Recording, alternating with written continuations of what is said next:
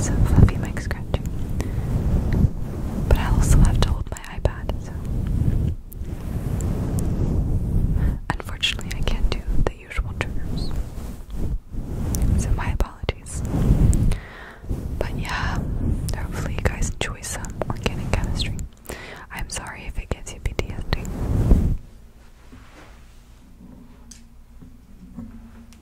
So I have my super old iPad mini that I haven't used in like 2 years because it's super out of date. I had this iPad mini for 7 years. 7 years and counting, I guess. So you'll have to excuse me. Anyways, let's start.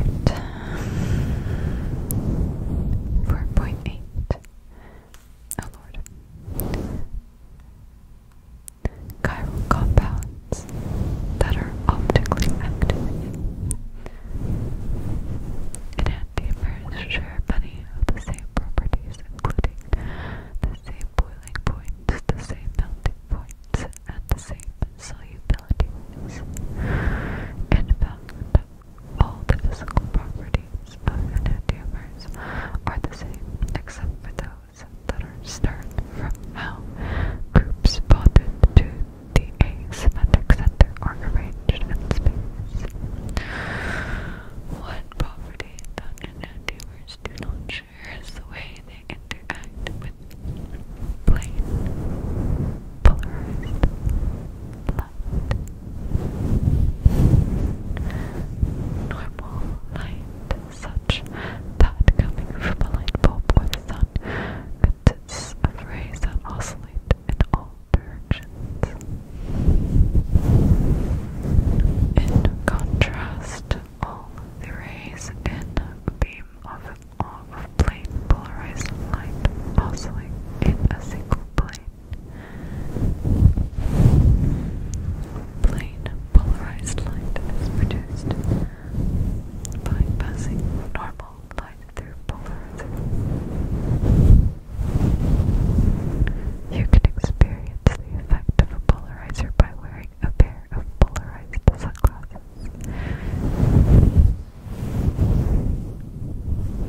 Polarized sunglasses allow only light oscillating in a single plane to pass through, which is why they block reflections more effectively than non-polarized sunglasses do.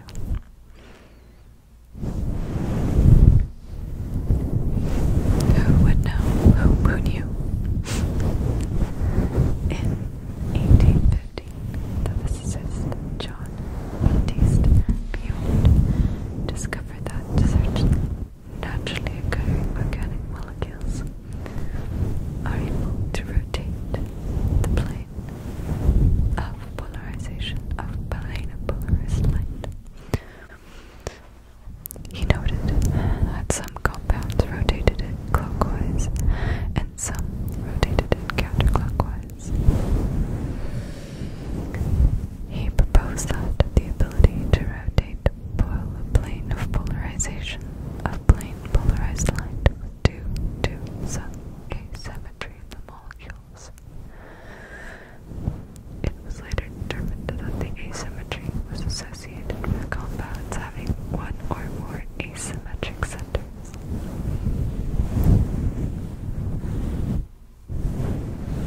Well,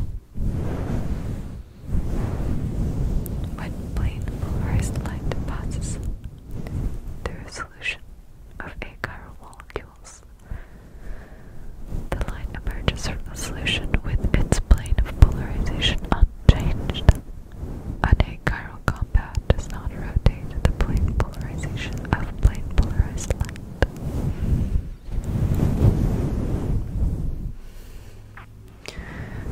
On the other hand, when plain polarized light passes through a solution of chiral molecules,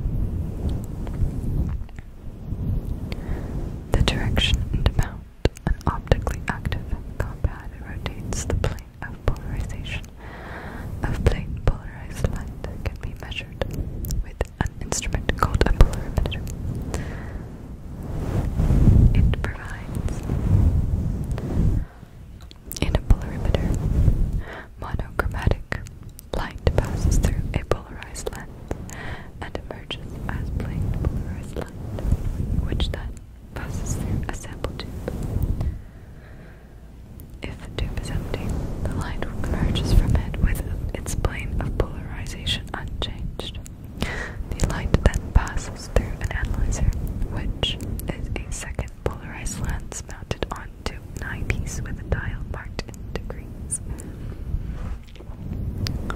Dial marked in degrees. The user looks through the eyepiece and rotates the analyzer until he or she sees total darkness. At this point, the analyzer is at a right angle to the polarimeter, so no light passes through. The analyzer setting corresponds to 0 rotation. The sample to be measured is then placed in the sample tube. If the sample is optically active, it will rotate the plane of polarization. The analyzer, therefore, will no longer block all the light, so some light will reach the user's eyes. The user now rotates the analyzer again until no light passes through. The amount the analyzer rotated can be read from the dial. This value, measured in degrees, is called the observed rotation.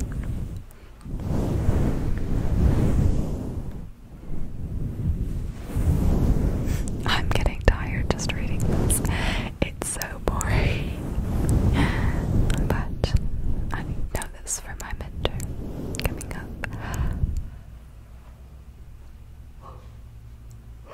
I keep yawning, excuse me. It's coming up on Tuesday, and I'm filming this on Sunday. Each optically active compound has a characteristic specific rotation. A compound-specific rotation is the rotation caused by a pure liquid or by a solution of 1 gram of the compound per 100 milliliters of solution in a sample tube 1 decimeter long at a specified temperature and wavelength.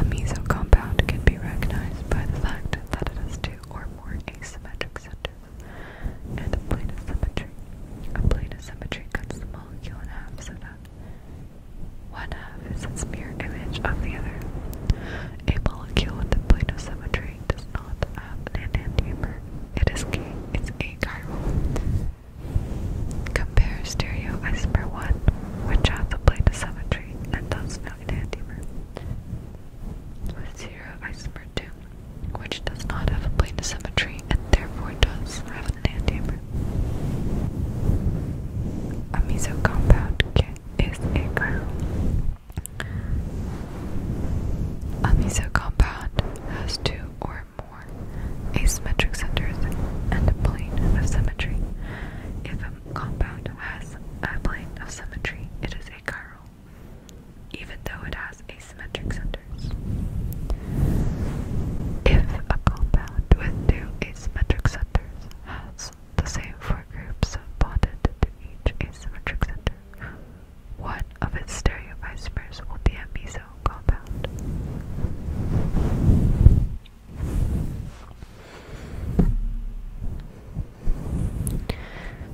It is easy to recognize when a compound with two asymmetric centers has a stereoisomer that is a meso compound. The four atoms or groups bonded to one asymmetric center are identical to the four atoms or groups bonded to the other asymmetric center. A compound with the same four atoms or groups bonded to two different asymmetric centers will have three stereoisomers. One will be a meso compound and the other two will be enantiomers. Tartaric acid has three stereoisomers because each of its two asymmetric centers has the same set of four substituents. The physical properties of the three stereoisomers of tartaric acid are listed in table 4.2. Meso compound and either of the meso compound and either of the enantiomers are distereomers. Notice that the physical properties of enantiomers are same, whereas the physical properties of distereomers are different. Okay, that will be all for that.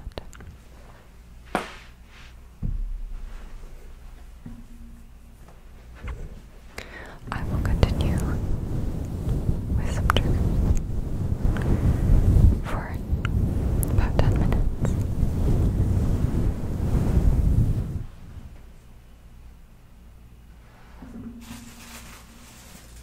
I have a little crinkly tissue paper.